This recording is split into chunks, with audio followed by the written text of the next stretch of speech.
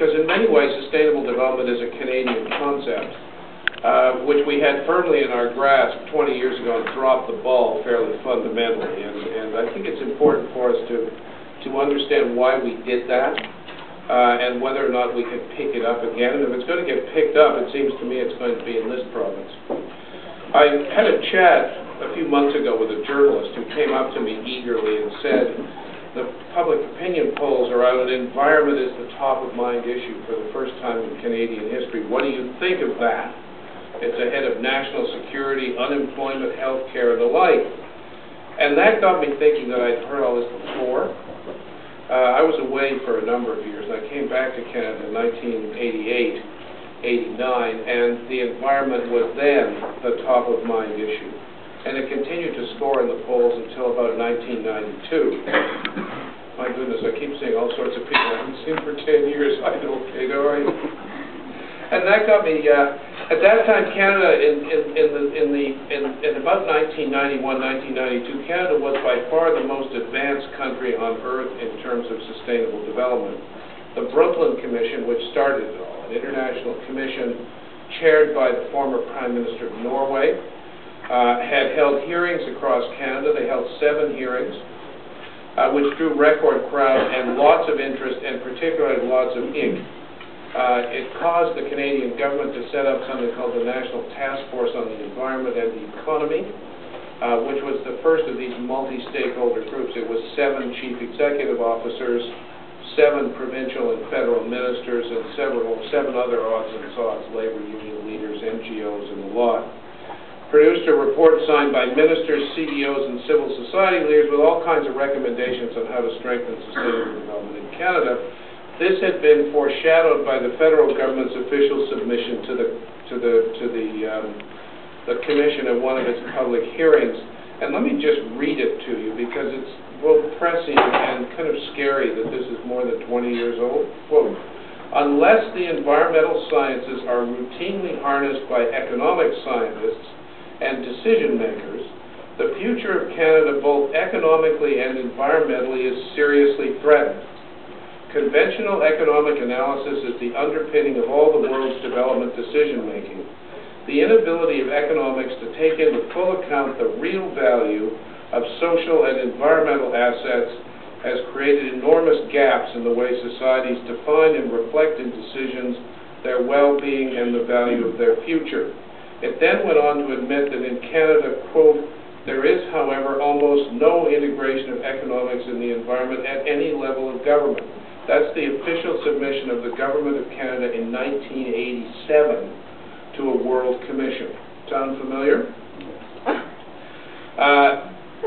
The other event that took place was something called the Toronto Conference on the Changing Atmosphere, which actually got the ball rolling internationally on the climate issue. Brought together more than 300 experts and policymakers, excuse me, under the auspices of Mrs. Brundtland, the Norwegian Prime Minister again, and Brian Mulroney, a new convert to sustainable development. And no matter what one says about Mulroney, he was somebody who actually took this on board and understood it. The rather alarming conference statement, against 1988, noted that, quote, humanity is conducting an unintended, uncontrolled, globally pervasive experiment whose ultimate consequences could be second only to a global nuclear war. This was in 1988. It wasn't written by Greenpeace, it wasn't written by the Suzuki Foundation, and it wasn't written by the Sierra Club. It was a group of climate scientists and policy people, including the Prime Minister of Canada at the day. So much for the theory that there's a great controversy in the scientific community about the science of climate change. These guys had got it right in 1988. One of the things that the Brundtland Commission called for when it published its report in 1987 was a set of follow-up activities to try and ensure the whole thing didn't go to sleep. It was published in all kinds of languages, it was presented to all kinds of prime ministers, it was the subject of a debate in the UN, but the commissioners were all graybeards and they were smart enough to know that if you didn't build some kind of a trigger into the system, it would die. So they called for a conference 5 years later to take stock of whether anybody had done anything with their recommendations, and this became the Earth Summit in Rio de Janeiro in 1992. And leading up to that summit, in addition to all this other activity in Canada, Canada's environmental NGO leaders had jointly agreed, and this, for those who've been in the Anglo business, this is a very unusual thing to do, on a statement, the Green Print, and its industrial leaders had also come together in a statement by the Business Council on National Issues. Tom DeQuino, who's still running the place, said, quote, "Reversing the deterioration of the environment on a global basis is the most pressing challenge facing Canadians and the world," unquote. Tom forgot that for about 20 years, but he's dug it up again because it's now fashionable to say these things. The momentum continued with the establishment of all kinds of multi-stakeholder roundtables in each province and territory. These were things where there was a formula. I was on the Ontario Roundtable, and it consisted of 7 CEOs of some of the dirtiest industries in the province, the mining industry, the forestry people, etc. 7 members of the government, including both the Premier and the Finance Minister, and 7 fillers like me and people from the Canadian Environmental Law Association and the Canadian Labour Congress. Buzz Hargrove on the group. It was a very interesting group of people. At one point, all the provinces and all the territories had one of these bodies to talk about how you integrate environment and economics, and that's the essence of the Brundtland recommendations. The first Globe conference was held in 1990. I remember sitting over there, and I guess it was the first conference held in the conference center. It announced the creation of my institute, the International Institute for Sustainable Development. Was created by Gary Filmon, the Conservative Premier of Manitoba, and Lucien Bouchard, who was then the Federal Environment Minister. Things come around a bit. Finally, we had the Green Plan, produced over a number of years after a seemingly endless series of consultations and confrontations. It was watered down considerably, but it was still the first statement by a government of the integration of environment and economics into national planning.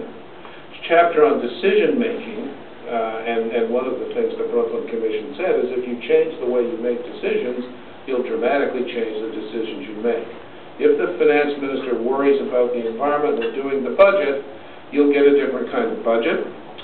The chapter on decision-making was put at the back because the PR agency that helped launch it thought it was boring and they wanted the fancy stuff up front. But it's still a kind of model of how you change your decision-making mechanisms so that you're behaving more sustainably. So we had absolutely everything in place to move forward with the sustainable development, which is the hallmark of the Brundtland Report. Canada was going to become the land of milk and honey. Let me take you back even more, and then I'll bring you back to the present.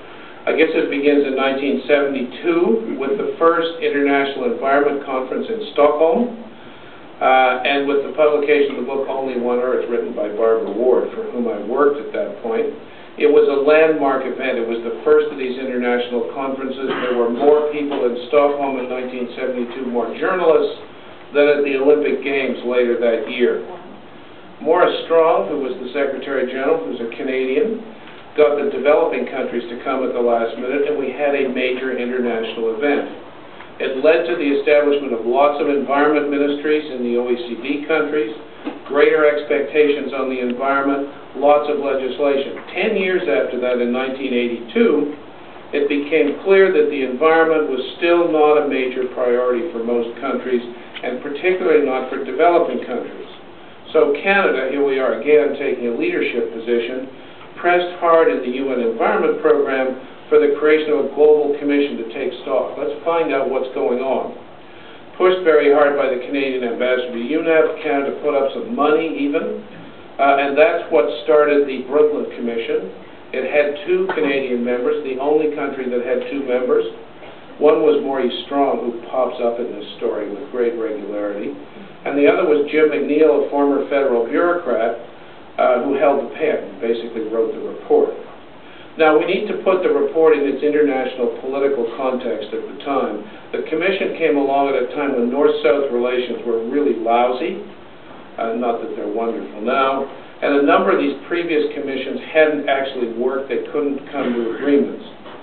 And the Brundtland Commission was geographically representative. It had an unreconstructed Soviet scientist, an unreconstructed Chinese scientist, and an unreconstructed Republican in Bill Rupp.